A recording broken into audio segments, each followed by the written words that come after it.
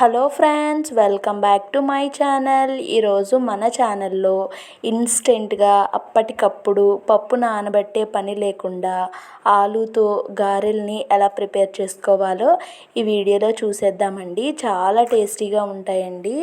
ఒక్కసారి ఈ రెసిపీని మీరందరూ డెఫినెట్గా ట్రై చేయండి. చాలా ఈజీగా కూడా ప్రిపేర్ చేసేసుకోవచ్చు.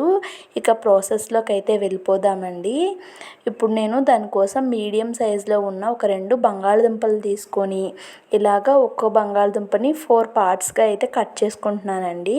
కట్ చేసుకొని వాటిని అయితే ఒకసారి వాష్ చేసేసుకుంటున్నాను.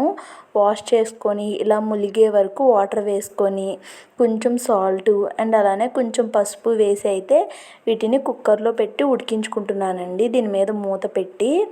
ఇలా ఎందుకు ఉడికించుకుంటున్నాను, డైరెక్ట్గా ఉడికించుకోవచ్చు కదా అని మీకు డౌట్ రావచ్చండి.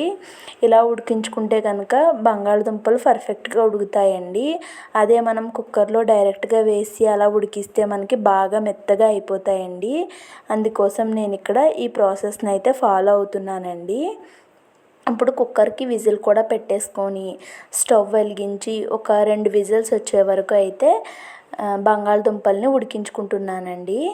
2 విజిల్స్ వస్తే సరిపోతుంది. ఇంకా ఎక్కువ వస్తే కనుక మెత్తగా అయిపోతుందండి. 2 విజిల్స్కి స్టవ్ ఆఫ్ చేసుకున్నాను. అవి ఉడికిన తర్వాత చూడండి, వాటర్ అంతా కూడా పోయింది. ఇప్పుడు అవి వేడిగా ఉన్నాయి కదండి, అవి చల్లారి పెట్టుకుంటున్నాను. ఈలోగా స్టవ్ వెలిగించి ఒక పాన్ పెట్టుకొని ఈ కప్పు మెజర్మెంట్తో 1 కప్ అయితే వాటర్ వేసుకున్నానండి. మనం ఇక్కడ బియ్యపిండి యూస్ చేస్తున్నాము. 1 కప్పు బియ్యపిండికి 1 కప్పు వాటర్ కరెక్ట్గా సరిపోతుందండి. టేస్ట్కి సరిపడా సాల్టు అండ్ అలానే కొంచెం రెడ్ చిల్లీ ఫ్లేక్స్ అండి, అంటే ఎండుమిర్చిని ఫ్రై చేసి వాటిని మిక్సీ పట్టుకుంటే సరిపోతుందండి. మీరు అది వద్దు అనుకుంటే కారాన్ని యాడ్ చేసుకోవచ్చండి. కారం కలర్ కొంచెం చేంజ్ అవుతుందండి కారం వేస్తే. అందుకోసం నేను ఇలా రెడ్ చిల్లీ ఫ్లేక్స్ వేసుకున్నాను. కరివేపాకు, కొత్తిమీర అండ్ అలానే కొంచెం జీలకర్ర కూడా వేసుకున్నానండి. వేసుకొని పిండి వేసే ముందు అయితే స్టవ్ ఆఫ్ చేసేసుకున్నాను. ఆఫ్ చేసి అప్పుడు బియ్యపిండిని అయితే వేసేసుకున్నానండి. వేసుకొని ఒకసారి కలుపుకుంటున్నాను. ఇప్పుడు పిండి సరిగ్గా కలవటం కోసం 1 స్పూన్ అయితే ఆయిల్ వేసుకున్నానండి. ఆయిల్ వేసుకొని ఒకసారి కలుపుకుంటున్నాను. కలుపుకొని ఒక 10 నిమిషాల పాటు మూత పెట్టి పక్కన పెట్టుకోవాలండి. 10 నిమిషాలు కాకపోయినా 5 నిమిషాలైనా సరిపోతుంది. వెంటనే చల్లారిపోదు, కొంచెం టైం పడుతుందండి. ఈలోగా మనం ఇక్కడ పొటాటోస్కి తొక్క తీసేసి వాటిని అయితే శుభ్రంగా క్లీన్ చేసుకుంటున్నానండి. క్లీన్ చేసుకున్న తరువాత మనకి ఇక్కడ ఒక ప్లేట్ తీసుకొని క్లీన్ చేసుకున్నవి చూపించాను, చూసారు కదా. ఈ విధంగా తురిమేసుకోవాలండి పొటాటోని. ఒకవేళ మనం ఎందుకు మెత్తగానే ఉడకబెట్టాం కదా, స్మాష్ చేసుకుంటే స్మాష్ అయిపోతాయి కదా అని అనుకోవచ్చండి. మీకు అలా వీలైతే అలా చేసుకోండి. నేనైతే ఈ విధంగా తురిమేసుకుంటున్నానండి. అప్పుడు మనకి చిన్న ముక్కలు కూడా ఉండకుండా మొత్తం అంతా కూడా పేస్ట్లా అయిపోతుంది కదా. అందుకోసం నేను ఈ విధంగా తురిమేసుకున్నానండి, చూసారు కదా. ఇప్పుడు మనం ఇది బియ్యపిండిది మిశ్రమాన్ని చూద్దామండి. కొంచెం వేడిగా అయితే ఉంది, దీన్ని కలుపుకోవాలండి. కలుపుకునేటప్పుడు కొంచెం మనం ఇందాక పక్కన పెట్టుకున్న ఆలు మిశ్రమాన్ని కూడా వేసుకొని ఈ 2 బాగా కలిసేలాగైతే కలుపుకోవాలండి. చూసారు కదా, కొంచెం కలవటానికి అయితే టైం పడుతుంది. కొంచెం నిదానంగా కలిపేసుకోండి. ఇక్కడ చెయ్యి అయితే కాలుతూ ఉందండి. నేను కొంచెంగా కలుపుకుంటూ ఉన్నాను. చూడండి, ఈ విధంగా మనకి చపాతీ ముద్ద ఎలా అవుతుందో అలానే అయిపోతుందండి మనం ఓపికగా కలుపుకుంటే. చూసారు కదా, పిండి ముద్ద అనేది ఈ విధంగా రెడీ అవుతుంది. పర్ఫెక్ట్గా ఉందండి. ఇప్పుడు కొంచెం ఆయిల్ తీసుకొని మనం ఉండలను అయితే గారెల్లా అయితే ఒత్తుకోవాలండి. ఇక్కడ నేను మొత్తం చేసేసాను, క్లిప్ అనేది మిస్ అయింది. లాస్ట్ వరకు వస్తానండి. లాస్ట్ బాల్ ఎలా చేస్తున్నానో చూడండి. గారెని ఈ విధంగా మనం ఫస్ట్ దాన్ని క్రాక్స్ ఏమీ లేకుండా నీట్గా అడ్జస్ట్ చేసుకోవాలండి.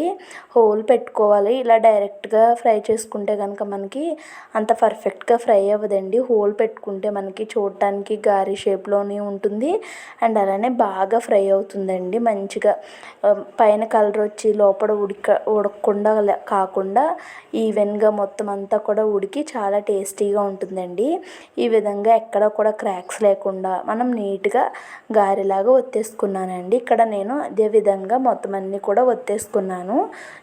అన్నీ ప్రిపేర్ చేసుకొని ఇక్కడ పెట్టేసుకున్నానండి. ఇప్పుడు స్టవ్ వెలిగించి ఒక ప్యాన్లో ఆయిల్ అయితే వేసుకున్నానండి. ఆయిల్ హీట్ చేసుకోవాలి, మరీ హీట్ ఉండకూడదు, అలా అని లో హీట్ కూడా ఉండకూడదండి, మీడియంగా ఉంటే సరిపోతుంది.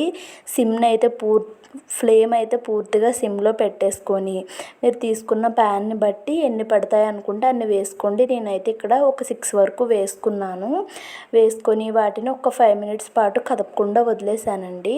అప్పుడు సిమ్లో మనకి బాగా కుక్ అయినాయి అనుకున్న తర్వాత ఇంకొక సైడ్కి టర్న్ చేసుకోవాలి. ఇప్పుడు ఫ్లేమ్ని అయితే కొంచెం మీడియంగా పెట్టుకున్నా సరిపోతుందండి. పెట్టుకొని మనం దగ్గరుండి వాటిని ఫ్రై చేసుకుంటే కనుక మంచి గోల్డెన్ కలర్ వస్తుందండి. మనకి బొబ్బరిపప్పు గారెలు, మినపగారెలు ఎలా ఉంటాయో అలానే ఉంటాయండి టేస్ట్. మీరు కావాలి అనుకుంటే ఇందులో ఆనియన్స్ కూడా యాడ్ చేసుకోవచ్చండి. నేనైతే వేయలేదు. ఆనియన్స్ వేసుకొని అల్లం వేసుకుంటే టేస్ట్ అయితే ఇంకా బాగుంటుంది.